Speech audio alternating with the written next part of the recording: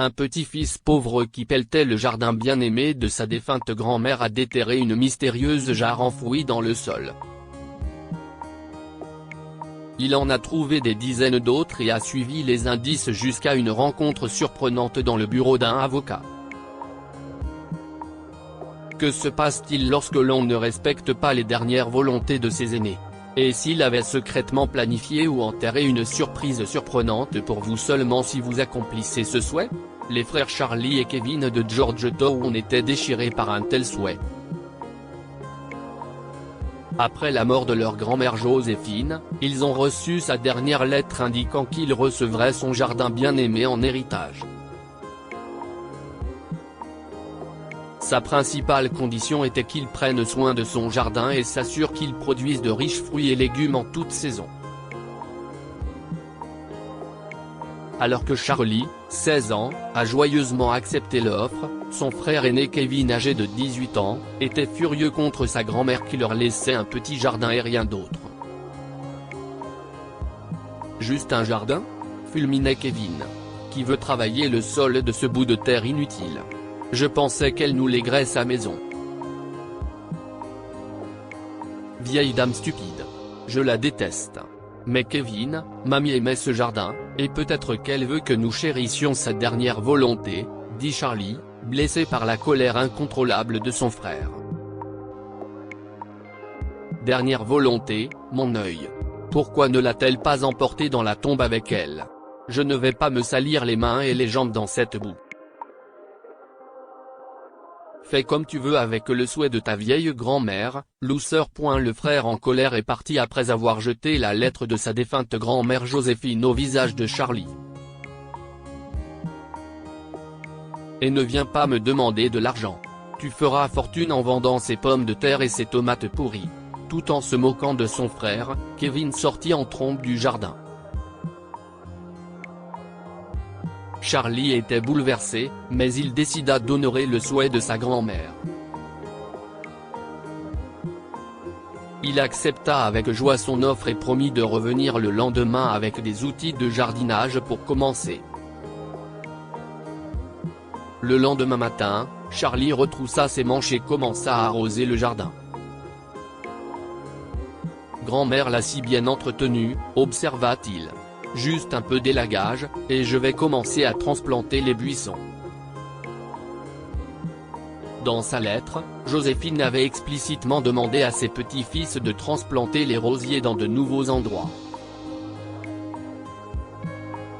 Le sol était humide, Charlie pensait que cela lui faciliterait la tâche. Il prit une pelle et bêcha la zone autour du premier rosier avec toute la force dont il était capable. C'était quoi ce bruit? S'exclama-t-il après avoir entendu un craquement de verre. Il pelleta à nouveau et réalisa qu'il provenait du sol. Charlie saisit sa petite pelle à main et commença à creuser. Quelques instants plus tard, quelle ne fut sa surprise de trouver un bocal en verre brisé contenant un mot. Un message? Si est-il de la part de grand-mère? Murmura-t-il en sortant délicatement la lettre.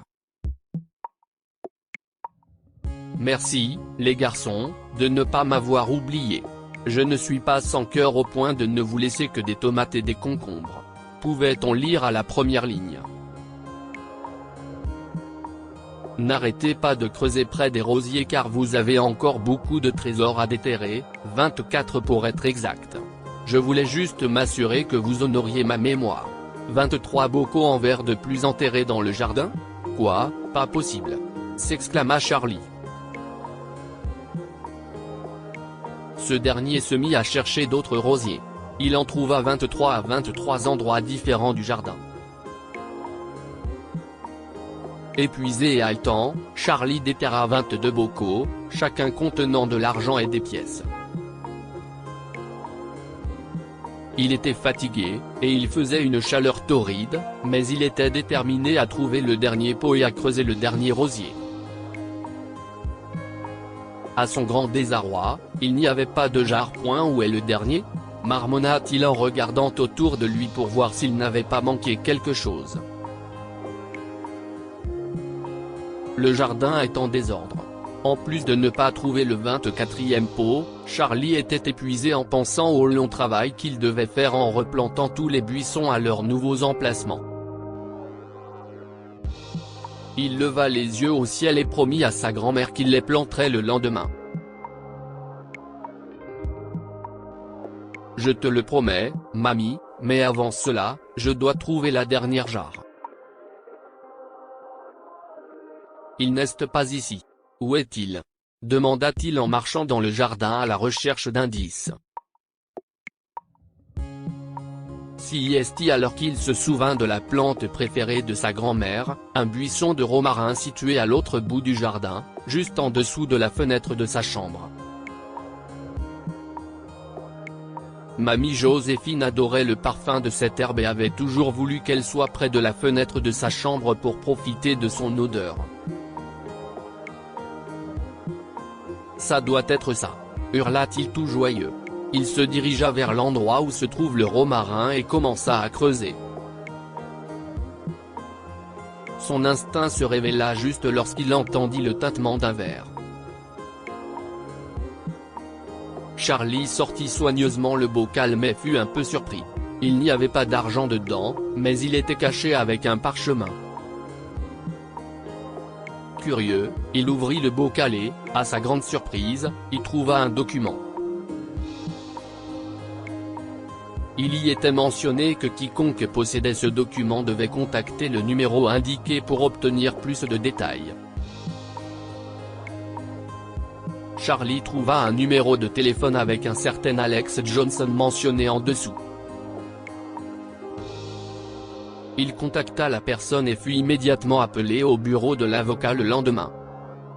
« Oh, vous devez être le petit-fils de Madame Joséphine Parker », dit Alex en tendant un document au garçon. « J'étais dubitatif quand elle m'a dit que ses petits-fils feraient tout pour honorer son souhait. Mais je suis surpris qu'un seul se soit présenté. Il se trouvait qu'il s'agissait de la deuxième partie du testament de la défunte grand-mère.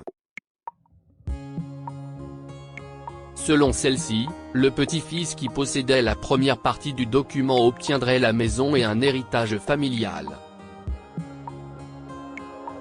Un héritage familial ? demanda Charlie, surpris. Elle ne m'a jamais rien dit à ce sujet. L'avocat sourit et lui tendit une boîte à bijoux. Charlie était stupéfait. Quand il l'ouvrit, il trouva une bague sertie de pierres et quelques bijoux coûteux accompagnés d'une note. « Il a appartenu à ma grand-mère, ma mère, et moi. Maintenant, il t'appartient. J'espère que tu le garderas pour te souvenir de moi. Avec amour, grand-mère Joséphine. » Charlie versa des larmes de joie. Bien qu'il doive attendre 2 ans de plus, jusqu'à ses 18 ans, pour réclamer son héritage, il était heureux et remerciait sa grand-mère pour tout ce qu'elle lui avait laissé. 2 ans plus tard, le jour de son 18e anniversaire, Charlie devint l'héritier légal de la maison et de l'héritage de sa défunte grand-mère. Il remit la maison en état avec les 22 000 $ dont il avait hérité et y emménagea après avoir terminé ses études.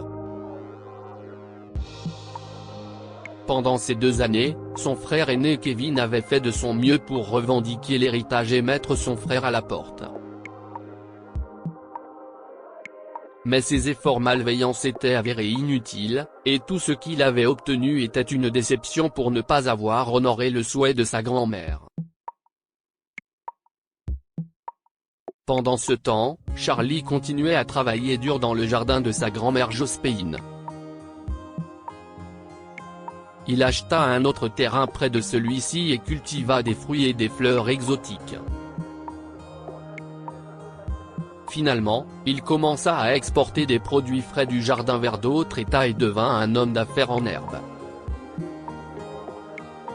Charlie, autrefois pauvre, possédait désormais plusieurs hectares de terres agricoles et une maison de luxe en ville. Malgré sa nouvelle richesse, l'humble petit-fils a continué à respecter le souhait de sa grand-mère. Il s'est également assuré que son jardin fleurissait toujours de belles fleurs, de riches fruits et de légumes tout au long de l'année. Que pouvons-nous apprendre de cette histoire? Respectez et honorez le dernier souhait de votre ancêtre. Lorsque Charlie et Kevin ont reçu la dernière lettre de leur grand-mère, dans laquelle elle exprimait son dernier souhait, seul Charlie l'a réalisé. Il a honoré le souhait de sa grand-mère parce qu'il l'aimait, et non pour sa richesse matérielle. L'amour inconditionnel vous récompense toujours. Après avoir pris connaissance du testament de leur grand-mère, Kevin était furieux de n'avoir rien de plus que son jardin dans leur héritage. Il est parti, laissant son jeune frère Charlie accomplir le souhait de leur grand-mère. Mais finalement, Charlie a été récompensé par un héritage surprise de Joséphine pour avoir honoré son souhait.